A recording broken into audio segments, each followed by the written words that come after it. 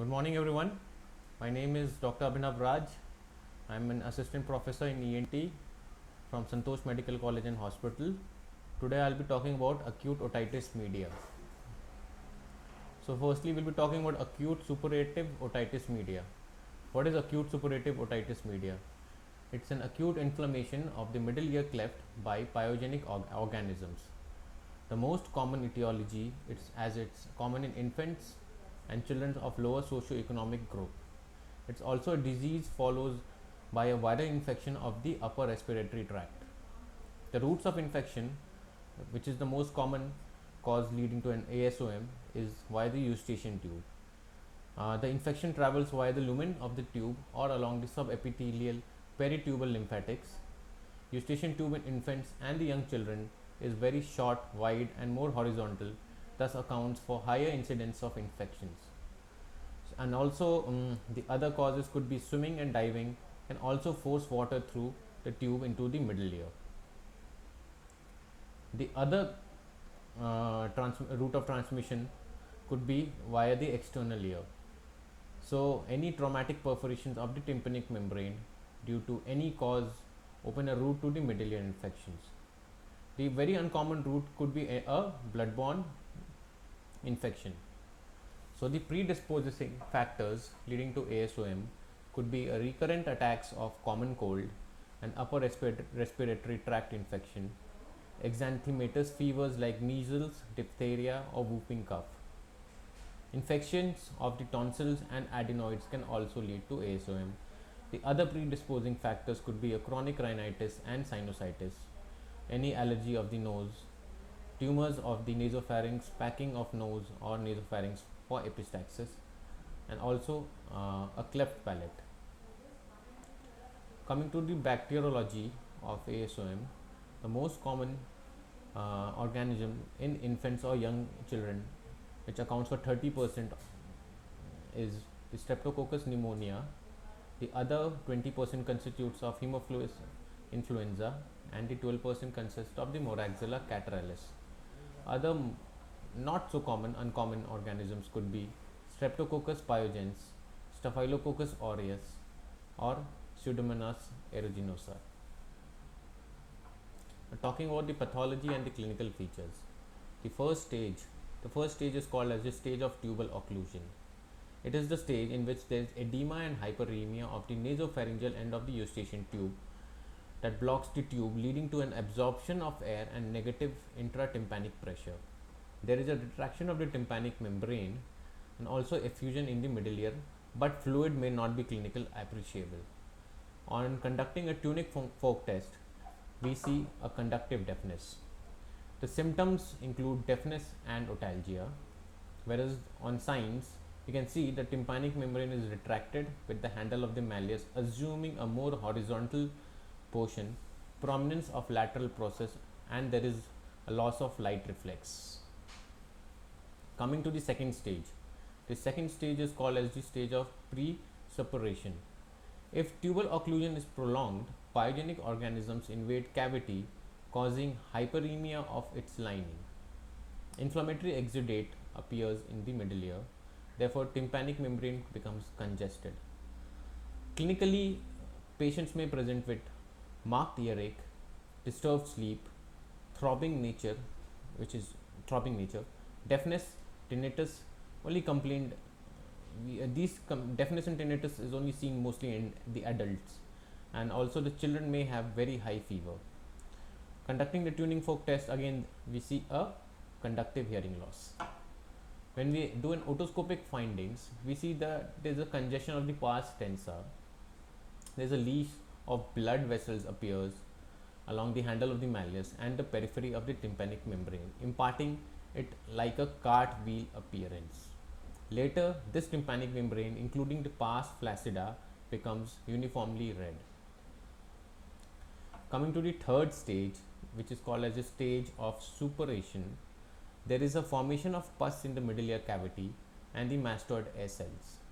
The tympanic membrane starts bulging to the point of rupture. Clinically, there is an excruciating earache. Deafness also increases. There is a high grade fever may be accompanied by vomiting and even convulsions. When we do an X-ray mastoid, we may see a clouding of air cells because of the exudates.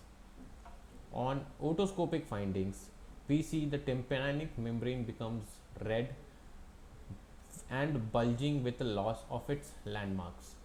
Handle of malleus is engulfed by swollen and protruding tympanic membrane. There are yellow spots may be seen where the rupture is imminent. Tenderness may also be elicited over the mastoid antrum. The fourth stage, which is called as the stage of resolution. In this, the tympanic membrane ruptures with the release of pus and subsides, and there is subsidence of the symptoms. The symptoms, we can say the earache is relieved, fever comes down, and the child feels better. On examination of the ear, we can see the external auditory canal may contain blood-tinged discharge, which later becomes mucopurulent. Usually a small perforation is seen in the antero-inferior quadrant of pars tensa. There is hyperemia of tympanic membrane and it begins to subside with return to its normal color and the landmarks. And talking about the final stage, called as the stage of complications. The virulence of organisms is high or resistance of patient poor. Resolution may not take place, may lead to acute mastoiditis, subperiosteal abscess, facial paralysis, labyrinthitis, petrositis, extradural abscess, meningitis, brain abscess, and lateral sinus thrombophlebitis. So now we already talked about the stages. So now coming to the treatment part. The first important treatment is the antibiotic therapy. So the most commonly antibiotics which we use is the ampicillin. The dose of ampicillin is approx 50 milligrams per kg per day in 4 divided doses. The second antibiotic which we use in a case of ASOM is amoxicillin. The dose is 40 milligrams per kg per day in 3 divided doses. Those who are allergic to penicillin can be given clotrimazole or erythromycin. The antibiotic therapy should be minimum for at least 10 days. Then we also give a nasal decongestant drops like ephedrine, which is like 1% in adults and 0.5% in children, or oxymetazoline or a xylometazoline. We can also give a oral nasal decongestants like pseudoephedrine 30 milligrams twice daily. For pain, analgesics and antipyretics are given like paracetamol. An oral toilet is done in case if there is a mucopurulent or a purulent discharge, and also a dry local heat is done to relieve the pain. Coming out, the other treatment option could be a myringotomy.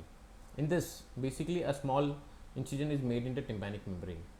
So we incise the drum to evacuate the pus, and this is indicated when the drum is bulging and there is an acute pain. There is also an incomplete resolution despite antibiotics when drum remains full with persistent conductive deafness. Persistent effusion beyond 12 weeks, we need a myringotomy to be done. Talking about the other disease which constitutes of the acute otitis media is called as the otitis media with effusion. So in this, there is an accumulation of non-purulent effusion in the middle ear cleft. It could be a thick or a viscous fluid, sometimes thin or a serous. Fluid is nearly sterile and is mostly seen in school-going children. The pathogenesis for this otitis media with effusion could be due to a malfunctioning of eustachian tube. The eustachian tube fails to aerate the middle ear and is unable to drain the fluid. Also, there is an increased secretory activity of the middle ear mucosa. Coming to its etiology. So the first common etiology is due to the malfunctioning of the eustachian tube. That may occur due to an adenoid hyperplasia or hypertrophy, in cases of chronic rhinitis and sinusitis, also in cases of chronic tonsillitis, in which the enlarged tonsils obstruct the movement of the soft palate and interfere with the physiological opening of the eustachian tube. Then a benign or a malignant tumors of nasopharynx, or the other etiology could be a palatal defect like a cleft palate or a palatal paralysis. The second most etiological factors of an OME could be allergy, like a seasonal or a perennial allergy to inhalants or foodstuffs is most common in children. Also, it obstructs the Eustachian tube by edema, leads to increased secretory activity. The third could be an unresolved otitis media, any old OME which was not resolved. So it could be due to an inadequate antibiotic therapy, ASOM, which fails to resolve it completely and acts as a stimulus for mucosa to secrete more fluid. The fourth factor could be any viral infections like various adeno and rhinoviruses of the upper respiratory tract may invade medullary mucosa. The clinical features on otitis media with effusion could be hearing loss, which is present sometimes only as a symptom and rarely exceeds 40 decibel. There could be a delayed and a defective speech and could be a mild earache, maybe due to a history of upper respiratory tract infection with mild earache. It's most commonly seen in school going children in between 5 to 8 years old. When we in otoscopic, the otoscopic findings could be that the TM is dull, opaque with a loss of light reflex.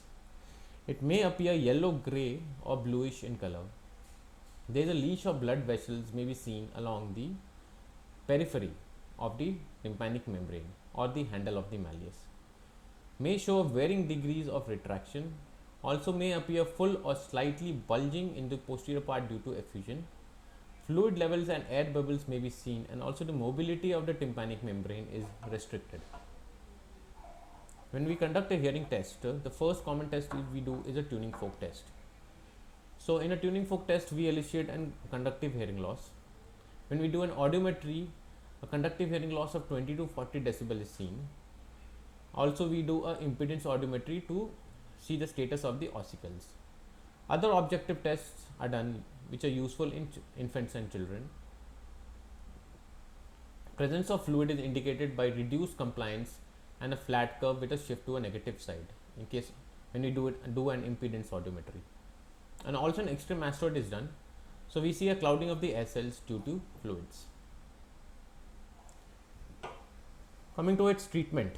So first we do talking about the medical treatment. We use decongestants, either topical or systemic, to reduce the Eustachian tube edema. We use anti-allergic. Antibiotics are given in case there is an upper respiratory tract infection. Middle ear aeration is done repeatedly to perform. It is done by a Valsalva maneuver. Coming to surgical, myringotomy and aspiration of the fluid is done. In this, an incision in the tympanic membrane and the fluid is aspirated with suction. Grommet is inserted to provide continued aeration of the middle ear.